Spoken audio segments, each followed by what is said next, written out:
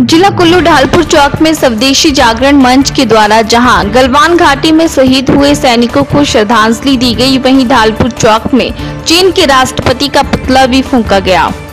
इस दौरान चीनी वस्तुओं के बहिष्कार की अपील भी की गई और युवाओं ने चीन मुर्दाबाद के नारे लगाए। स्वदेशी जागरण मंच के कार्यकर्ताओं को संबोधित करते हुए मंच के प्रांत संयोजक नरोत्तम ने कहा कि चीन एक धोखेबाज देश है तथा भारत में अपना सामान बेचने के साथ आधा करने के सपने देख रहा है। उन्होंने कहा कि ऐसे में अब हर भारतीय को प्रण लेना चाहिए कि वे चीन से निर्मित किसी भी तरह के उत्पाद का विरोध करना शुरू कर दे और चीन के सामान की खरीदारी बंद कर दे, जिससे चीन आर्थिक रूप से कमजोर होगा।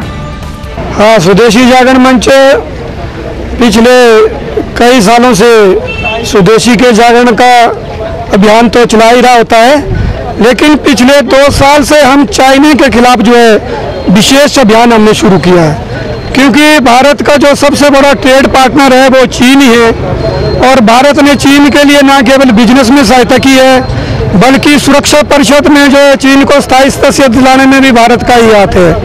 और जब चीन बना था 1949 में, तो भारत ही पहला देश था जिसने चीन को मान्यता दी थी। हिंदी चीनी भाई भाई के नारे लगे, पंचशील का समझौता भारत चीन के बीच हुआ, लेकिन भारत को चीन ने हमेशा ही धोखा दिया।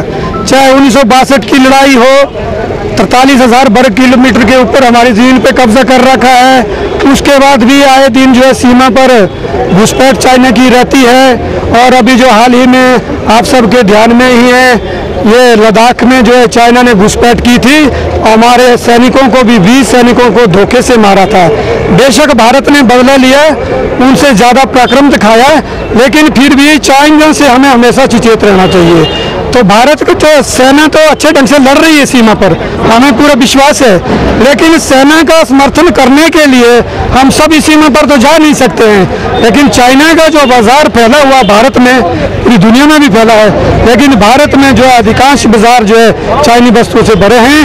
अगर हम इनका संपूर्ण बाइकआउट करते हैं तो चाइना की कमर टूट जाएगी। उज्जवल हिमाचल के लिए कुल्लू से मनीष ठाकुर की रिपोर्ट।